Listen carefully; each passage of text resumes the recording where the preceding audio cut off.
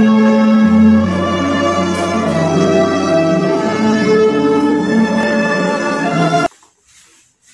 أصعب شيء يهدد مستقبل أي بلد هو جهل مواطنيه بتاريخ بلادهم، لأنه لا يمكن زرع حب الانتماء والحماس في مواطنين يجهلون تاريخ بلادهم. فمن لا يعرف تاريخه لا يعرف حاضره ولا يبني مستقبله. وعلى النقيض من ذلك، من يقرأ التاريخ لا يصاب باليأس أبدا، لأنه مليء بالعبر والدروس الإيجابية. واليوم سنتكلم عن ملحمة خالدة، عن نقطة مضيئة من تاريخنا المعاصر، عن معجزة شعب كتب تاريخه بمداد الفخر والاعتزاز، معجزة السلام للقرن العشرين، والتي لم يشهد لها التاريخ مثيلا. ابقوا معنا. من منا لا يصاب بالقشعريرة عند سماعه هذه الأغنية التي خلدت ملحمة المسيرة؟ صوت الحسن ينادي بلسانك يا صحراء، فرحي يا أرض بلادي، أرضك صبحت حرة، موردنا لازم يكمل بالمسيرة الخضراء. الله الله. وفعلا تحقق المراد وأرضنا أصبحت حرة، لكن كيف ذلك؟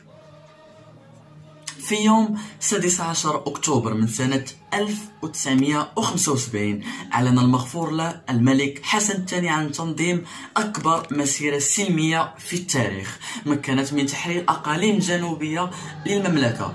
المسيرة التي وضعت حدا ل 75 سنة من الاحتلال المرير لهذه الأقاليم، ومكنت بلادنا من استكمال وحدتها الترابية. فبعد أن باتت محكمة العدل الدولية بلاهاي في ملف المغرب، وجاء رأيها الاستشاري معترفا للمغرب بحقه في صحرائه، مؤكدا أن روابط قانونية وروابط بيعة كانت دائما قائمة بين العرش المغربي وأبناء الصحراء المغربية. أعلن جلالة المغفور له الحسن الثاني طيب الله تراه عن تنظيم مسيرة خضراء لاسترجاع الصحراء وتحريرها. في 5 نوفمبر 1975 خاطب جلالته المغاربة الذين تطوعوا للمشاركة في المسيرة قائلا: شعبي العزيز، غدا إن شاء الله ستخترق الحدود،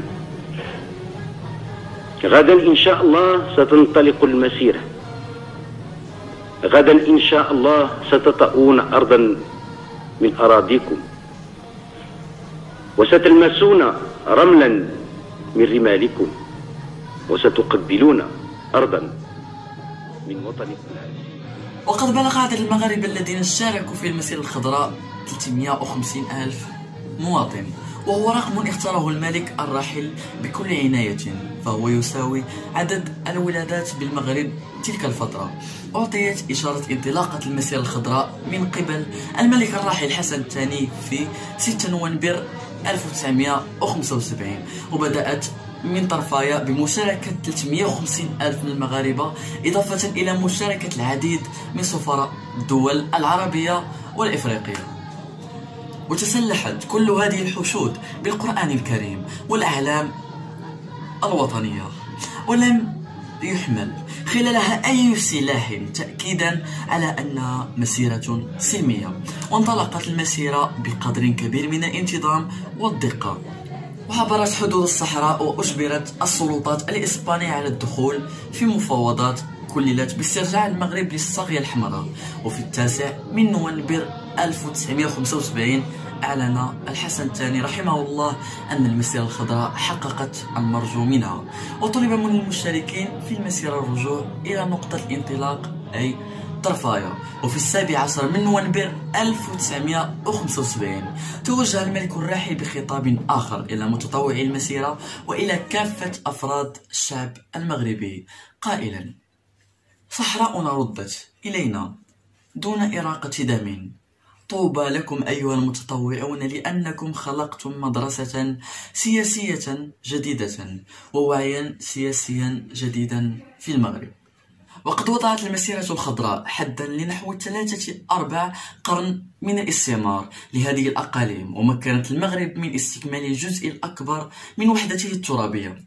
وستبقى المسيرة الخضراء حدثا خالدا يؤكد انتصار السلم على آلة الحرب والدمار، ويجدر بجميع المغاربة أن يستحضروا هذه المسيرة بمزيد من الوعي بأهمية الوحدة في تحقيق المستحيل. كان معكم أخوكم حمودة.